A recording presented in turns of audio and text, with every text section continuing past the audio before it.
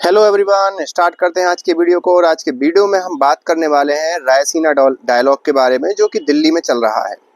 Observer research foundation इस चीज़ को चलाती है एक्सटर्नल अफेयर मिनिस्ट्री के साथ, और ये इंडिया का जियोपॉलिटिक्स, जियो इकोनॉमिक्स और जो भी ग्लोबल इशू हैं एक प्रकार से ग्लोबल ऑर्डर में, उनको लेकर बहुत चर्चा होती है इस डायलॉग में। और अलग अलग देशों के प्रतिनिधि आते हैं। इस बार लगभग 110 कंट्री के प्रतिनिधि उसमें आए।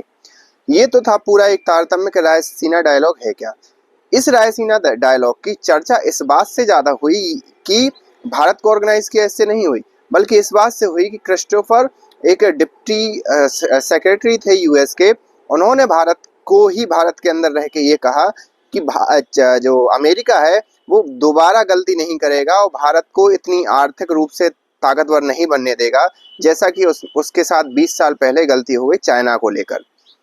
डायरेक्ट थ्रेट दिया, मतलब भारत के लिए, भारत के अंदर बैठकर भारत के ही एक प्रोग्राम में अमेरिका के एक जो डिप्टी सेक्रेटरी हैं उन्होंने, क्रिस्टोफर ने, कि भाई साहब हम भारत के साथ वो गलती नहीं करेंगे और भारत को उतना ताकतवर नहीं बनने देंगे जो कि आज की डेट में चाइना बना है। और फिर उन्होंने पॉलिसी लगाने के लिए ये कहा कि अमेरिका फर्स्ट की नीति है और अमेरिका को ही हम ग्रेट बनाने की कोशिश करेंगे, जो कि एक ट्रम्प एडमिनिस्ट्रेशन का चुनाव से पहले भी यही बयान था और पहले कार्यकाल में भी उनका यही बयान था कि अमेरिका फर्स्ट की नीति को अपनाया जाए।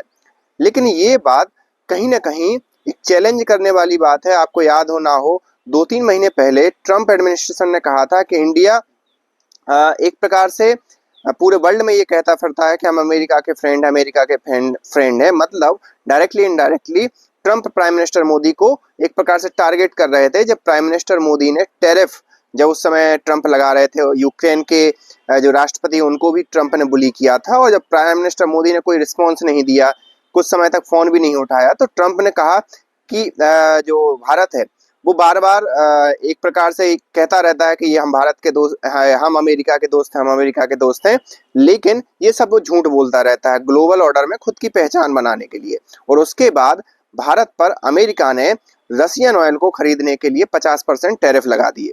ये सब आपको मालूम होगा।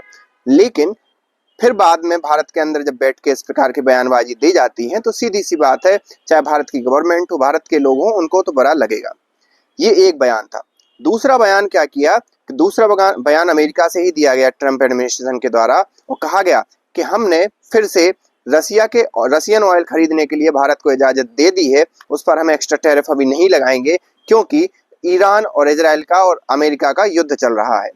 तो इस वॉर के कारण हमने भारत के लिए एक प्रकार से छूट दे दी है और भारत अभी 30 दिन तक पेट्रोल खरीद सकता है या क्रूड ऑयल खरीद सकता है रसिया के साथ। तो ये भी एक चुनौती देने वाली बात थी भारत के लिए कि भाई आप कौन होते हो इस बात को डिसाइड करने वाले कि हम रसिया से ऑयल खरीदें या कहीं और से ऑयल खरीदें। हमें जहां से मन होगा हम वहां से ऑयल खरीदेंगे। एक्चुअली ये चीज निकलकर जब सामने आई, जब भारत और यूरोपियन यूनियन और भारत के बीच जब ट्रेड डील हो गई, उसके बाद यूएसए भी आया। जस्ट ये इस युद्ध से 15 दिन पहले या हफ्ता भर पहले आया, और यूएसए ने भी भारत के साथ ट्रेड डील करने की कोशिश की। उस पर कुछ चीज़ों पर एक प्रकार से सहमति बन गई, और उनमें एक सहमति अमेरिका की तरफ से ये बयान दिया गया कि हमने भारत से कहा है कि आप रशियन ऑयल ना खरीदो, तभी ये डील होगी। जैसा कि टिपिकल ट्रम्प एडमिनिस्ट्रेशन का और ट्रम्प का एक स्टाइल रहता है कि लोगों को बुली करना और वो चीज़ें सार्वजनिक कर देना जिन चीज़ों को सीक्रेटली डिस्कस किया जा रहा हो।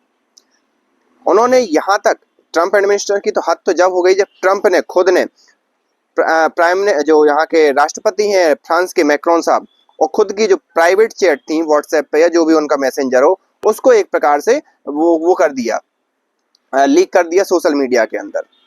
तो ये एक हद होती है ट्रम्प एडमिनिस्ट्रेशन की या स्पेशली राष्ट्रपति ट्रम्प की।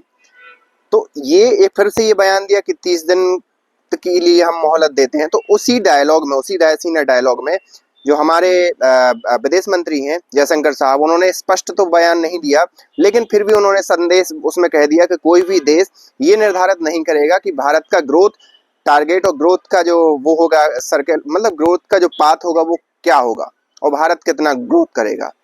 दूसरी बात ये भी बोला कि कोई भी देश ये डिसाइड नहीं करेगा कि हम रसिया से ऑयल खरीदें या कहीं से ऑयल खरीदें।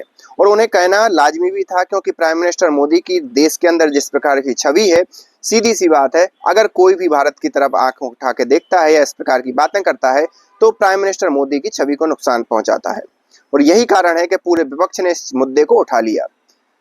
न केवल इस मुद्दे को, बल्कि एक और मुद्दा हुआ है जिसमें ईरान का एक शिप, एक प्रकार से वॉर शिप ही कहेंगे, वो आया हमारे यहाँ एक प्रकार से युद्ध अभ्यास करने के लिए।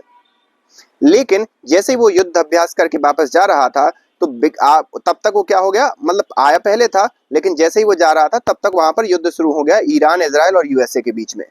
तो जैसे ही उसने भारत की बाउंड्री पार की, था हिंद महासागर में ही, लेकिन भारत की जो समुद्री बाउंड्री पार की, वहां पर अमेरिकन पनडुब्बी वहां पर वेट कर रही थी उसकी, और उसने अमेरिकन पनडुब्बी ने उस ईरानी विमान को एक प्रकार से तहस नहस कर दिया, हमला कर दिया उस पर। तो उसमें लगभग 87 लोगों की दुखद मृत्यु हो गई। ये दो एक प्रकार से शिप थी। तो फिर बाद में एक जो शिप थी उसको वापस कोच्चि में ही अभी रखा गया है, ईरान की ही शिप है, और भारत के जो जल है उससे या भारत की सीमा है उससे बाहर नहीं जाने दिया गया।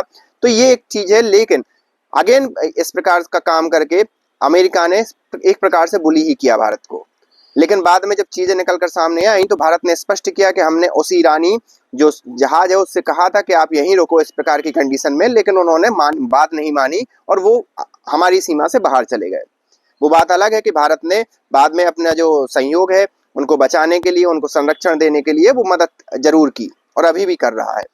तो ये सारी चीजें कहीं ना कहीं यूएस एडमिनिस्ट्रेशन या ट्रंप एडमिनिस्ट्रेशन ये चाह रहा है कि प्राइम मिनिस्टर मोदी की छवि को धूमिल मिले और मतलब एक प्रकार से दाग लगे उनकी छवि को, और साथ ही साथ उनको जो राजनीति है, मतलब भारतीय राजनीति में उनको नुकसान पहुंचे। क्योंकि जो राष्ट्रपति ट्रंप है उनकी जो छवि है उनको तो नुकसान अमेरिका में पहुंच ही गई है। कई ऐसे वेटरन जो मिलिट्री मैन है या उनके जो सील के कमांडर लोग हैं वो एक प्रकार से कह रहे हैं कि हम इजराइल के लिए युद्ध क्यों कर रहे हैं, हमें यूएसए के लिए युद्ध क्यों नहीं करना चाहिए। तो ये सारी चीजें, ये घटनाक्रम चल रहे हैं।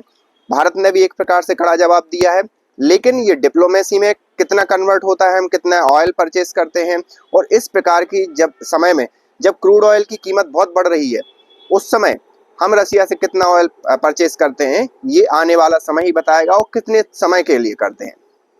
आप इस बारे में क्या सोचते हैं, आप हमें कमेंट करके बताइए। क्या ट्रंप वास्तविकता में बुली कर रहे हैं भारत को, और भारत को कैसा जवाब देना चाहिए था, इसकी भी आप हमें कमेंट में बता सकते हैं। मिलते हैं नेक्स्ट वीडियो में, तब तक के लिए थैंक यू।